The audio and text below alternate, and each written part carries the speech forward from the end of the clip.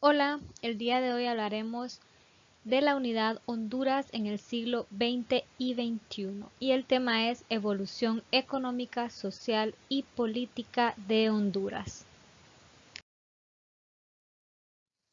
Recordemos lo aprendido la semana anterior. La independencia de Honduras y Centroamérica respecto a España se logró el 15 de septiembre de 1821. Luego, en 1822, nos anexamos al Imperio Mexicano, pero nos separamos del Imperio Mexicano el 1 de julio de 1823 y se declara ahí la independencia absoluta. Para mejorar las condiciones económicas de los países centroamericanos, se forma lo que se conoce como la Federación Centroamericana. Y si ustedes recuerdan, en esa Federación Centroamericana se unieron 5 países que hoy están representados en las 5 estrellas de nuestra bandera nacional. Honduras se separa de esa federación en el año de 1838 y se convierte en un estado independiente. A eso le sigue un periodo de anarquismo o restauración conservadora en el país. Y dentro de las características de ese periodo dijimos que era un caos y un desorden y estaba gobernado por conservadores. Y para finalizar vimos la reforma liberal que se instauró en el país, en Honduras, en 1876 y con esto se logra una estabilidad política momentánea. Y logramos ver algunos avances económicos, políticos, jurídicos, educativos y sociales durante esta reforma liberal en nuestro país. Ahora veremos un nuevo tema y vamos a explorar los conocimientos que ustedes ya tienen de él. Vamos a ver, ¿sabes de qué año hablamos cuando nos referimos al siglo XIX y al siglo XXI? ¿Sabes qué productos fueron de gran importancia para Honduras en el siglo XX? ¿Sabes a qué nos referimos con neoliberalismo? Bueno, pues en esta sesión vamos a aprender y vamos a responder esas preguntas. Veamos entonces algunas tendencias económicas del siglo XX y siglo XXI, pero antes vamos a aclarar qué es siglo XX y qué es siglo XXI. Cuando hablamos del siglo XX nos referimos a los años entre 1900 y 1999. Y cuando hablamos del siglo XXI nos referimos al 2000 en adelante. Es decir, que actualmente estamos en el siglo XXI. Cada siglo, recuerden que tiene o que dura 100 años. Entonces vamos a hablar de estas tendencias económicas ocurridas en el siglo XIX y siglo XXI en nuestro país. La primera tendencia que vamos a abordar es las economías exportadoras, que se dan entre 1900 y 1930. Luego hablaremos de la sustitución de importaciones que se dio de 1930 hasta 1982 y de 1982 en adelante que se da la instauración del neoliberalismo en el país. Cada una de ellas las veremos más especificadas.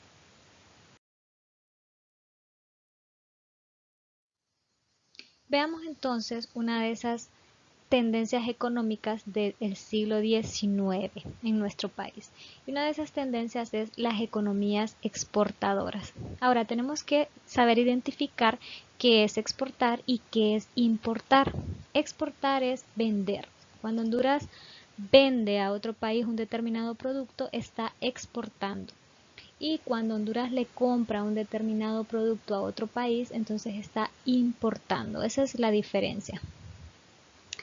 Las economías exportadoras se dan entre 1900 a 1930 y las características económicas de los países latinoamericanos hasta 1930 son las siguientes. Eran productores de materias primas y productos alimenticios. En el caso de Honduras, los productos que exportaban era el banano y la plata. Número 2. Se da en nuestro país el enclave bananero y el enclave minero. ¿Y qué es un enclave? Un enclave es el establecimiento de una empresa extranjera en el territorio nacional. Si ustedes recuerdan, desde 1876 con la reforma liberal, se le abre las puertas al capital extranjero para que venga a producir en nuestro país. Y con ello se dan estos enclaves muy famosos, que es el enclave bananero y el enclave minero. Otra característica es que la densidad de la población era baja, por lo que necesitaban de mano de obra abundante de otros países. Y también una característica muy importante es que se da un viraje económico hacia los Estados Unidos. En el siglo XIX la tradición exportadora era a países europeos como Gran Bretaña o España. En este periodo se sustituye la influencia económica europea y ahora se exporta hacia los Estados Unidos. Un ejemplo de ello fue la instalación en Honduras y de otros países de Centroamérica de grandes bananeras de propiedad norteamericana como la United Fruit Company. Y aún hoy el principal destinatario de las exportaciones hondureñas pues es Estados Unidos. Entonces se da ese viraje económico de Europa hacia los Estados Unidos. Esta forma o este sistema económico tuvo algunos problemas y son los siguientes. Son muy frágiles porque su éxito depende de que exista una demanda internacional de sus productos. En Honduras ya dijimos que se exportaban materias primas y productos agrícolas. Sin embargo, esto significaba un problema. Este sistema de exportación significaba un problema porque si un día el mercado mundial de estos dos rubros se desploma, las exportaciones hondureñas se vendrían abajo. Esto hace que las economías del país dependan mucho de los precios del mercado internacional. Otro de los problemas es que en el interior del país toda la organización y modernización se realiza pensando en las exportaciones, pero entonces marginan los mercados internos. Esto significa que no se promovía un intercambio comercial en el interior del país, por lo que una parte de la población se quedaba sin acceso a los beneficios de este proceso. Y la número 3 es que se necesita que el valor de las exportaciones supere al de las importaciones para que haya un saldo positivo en la balanza de pagos. Es decir, que Honduras tendría o tenía que exportar más de lo que importaba para que el balance no fuera negativo, porque de lo contrario no hay capital nacional para invertir y así generar puestos de trabajo y de producción. Entonces estos son los principales problemas del sistema económico basados en exportación. Otra de las tendencias económicas del siglo XIX es la sustitución de importaciones. Si recuerdan, importar es comprar. La mayor parte de los países latinoamericanos para este siglo lo que hacía era importar la mayor cantidad de bienes de otros países, es decir, le compraba a otros países gran parte de los bienes que necesitaba, y en el caso de Honduras pues era igual. Esta sustitución de importaciones se da entre los años de 1930 a 1982. Esta sustitución de importaciones inicia producto de la Primera Guerra Mundial y de la Gran Depresión de 1930. Este conflicto desencadenó una crisis económica muy marcada para toda Latinoamérica, para la economía latinoamericana, pues la demanda internacional disminuyó y se cerraron algunos mercados tradicionales. Es decir, que Europa dejó de comprar productos de tierras latinoamericanas y también dejaron de vendernos. Recuerden que la mayor parte de productos se los comprábamos a estos países, por lo que los países latinoamericanos se vieron obligados a producir o a elaborar productos que antes se importaban de otros países, sobre todo de industrias de bienes de consumo, y a esto se le conoce como el modelo de sustitución de importaciones. Es decir, ya no podíamos vender ni comprar porque había una crisis económica bastante grande en el mundo después de la Primera Guerra Mundial y de la Gran Depresión. Además de las razones económicas internacionales que acabamos de ver, también hay algunas razones teóricas. Por ejemplo, está la teoría de la dependencia, que dice que el atraso económico de los países latinoamericanos se debe a causas externas, como la dependencia de los países latinoamericanos a las grandes potencias. Y es que las grandes potencias eran las encargadas de decidir los precios del mercado internacional, aumentando los precios de los productos industriales y reduciendo los precios de los productos agrícolas. Por lo tanto, los países que solo exportaban productos agrícolas serían más pobres. Una de las características es que los países latinoamericanos exportaban productos agrícolas y las grandes potencias pues ponían precios muy bajos a esos productos agrícolas. Por lo tanto, las ganancias eran muy pocas. Las exportaciones de productos industriales fueron muy reducidas, es decir, los países latinoamericanos, después de que hacen el intento de industrializarse, no logran su objetivo. Las exportaciones de productos pues fueron muy reducidas y el modelo se agotó a inicios de la década de 1980, cuando la crisis de la deuda externa latinoamericana obligará a las regiones a aplicar las políticas de ajuste económico para ser sujetos de crédito por los organismos de financiamiento internacional. Entonces aquí el objetivo que ellos tenían, que era producir o industrializarse, pues muy pocos países lo lograron, y a medias muy pocos países latinoamericanos, y al final pues allá por la década de los 80 el modelo cambia debido a obvias razones, ¿verdad? No rindió frutos, entonces se tiene que cambiar, y además a una deuda externa que viene arrastrando Latinoamérica desde años históricos. Entonces eso obliga a poder aplicar unas nuevas políticas de ajuste económico para que puedan darles créditos o préstamos por medio de organismos financieros internacionales.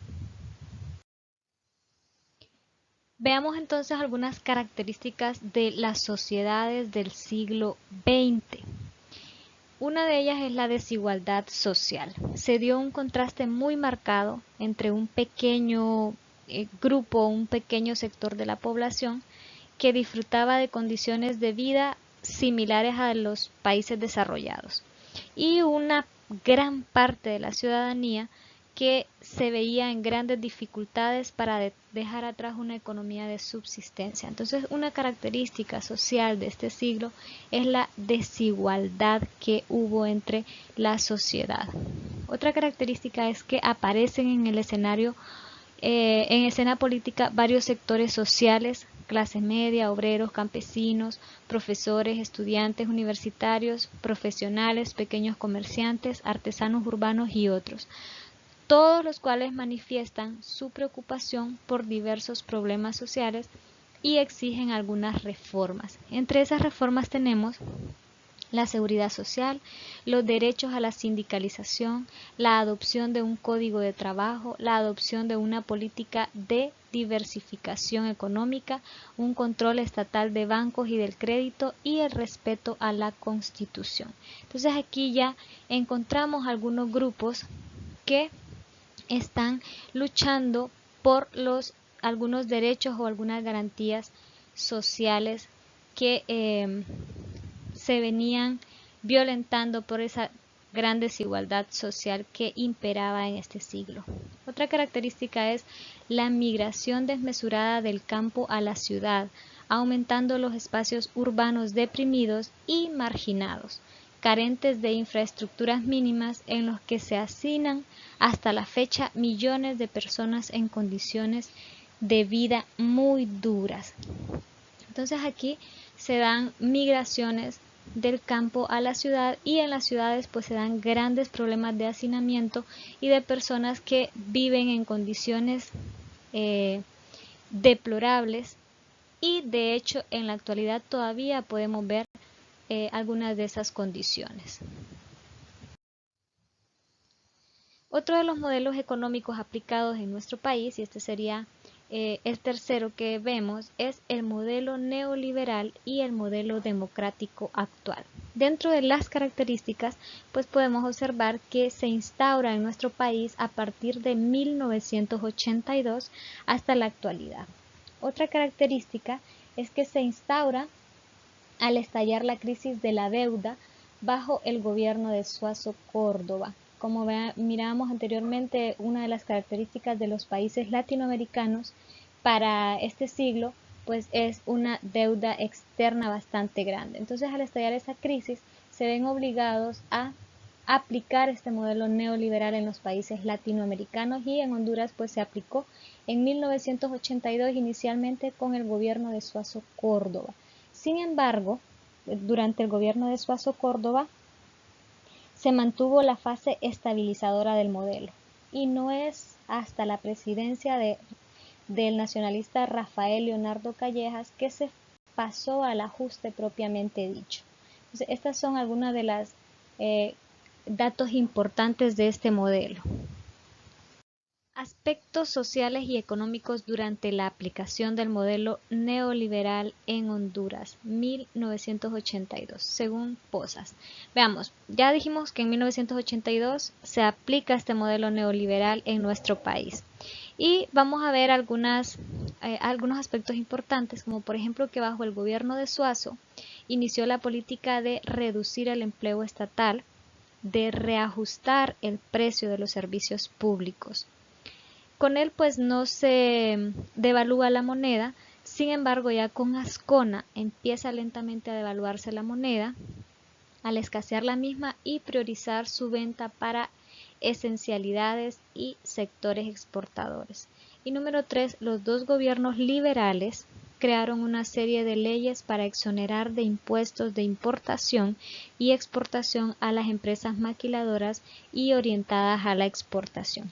Recordemos que una de las características del modelo neoliberal pues es que la causa fundamental del subdesarrollo de estos países latinoamericanos y del subdesarrollo en general es el excesivo intervencionismo del Estado en la economía, porque para ello distorsiona el funcionamiento del mercado y le impide asignar eficientemente los recursos. Por eso, a partir de aquí, el Estado ya más que todo es un árbitro en las decisiones económicas, y ya se empieza a privatizar los recursos estatales.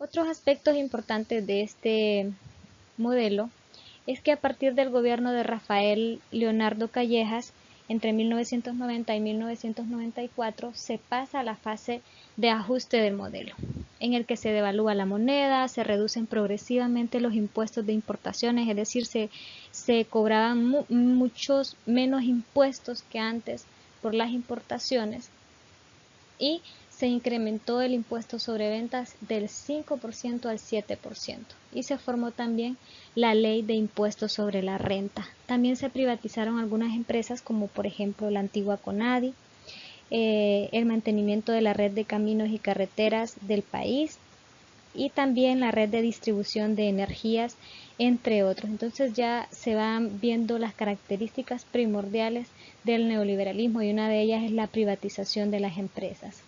Otra vez, el antiguo proceso de reforma agraria perdió centralidad para el gobierno al crearse la Ley de Modernización y Desarrollo del Sector Agrícola. En esta pues le permite el arrendamiento y venta de las antiguas tierras que habían sido entregadas anteriormente en el marco de dicha reforma, y con esto pues está protegiendo a los que más tienen, es decir, a los terratenientes. Veamos entonces algunos aspectos sociales del modelo neoliberal en nuestro país. Uno de ellos es que el modelo generó o ha generado profundas desigualdades, en el que las empresas transnacionales o las empresas extranjeras que han venido a nuestro país pues han recibido generosas exenciones y grandes estímulos, y uno de los casos es el de las maquilas, ¿verdad? Que hoy incluso podemos hablar de un enclave maquilador en nuestro país. Otra de las consecuencias es el debilitamiento de los antiguos actores sociales del reformismo, como por ejemplo el movimiento obrero y campesino, sobre todo por la reducción de empleo formal, la reducción del Estado, la crisis de la producción bananera, el entierro de la política de reforma agraria, entre otros. Y es rescatable, a pesar de la gran cantidad de aspectos negativos que tiene este modelo, es rescatable que bajo este modelo hayamos disfrutado de un periodo de 23 años democráticos en la historia de nuestro país. Bien, hicimos un resumen del tema, hablamos de las economías exportadoras, hablamos también de las economías de sustitución de importaciones y también del modelo neoliberal en nuestro país. Caracterizamos cada una de ellas y vimos también la parte social y política de nuestro país durante el siglo XX y parte del siglo XXI. Entonces ahora sí vamos a trabajar. Hasta un próximo video.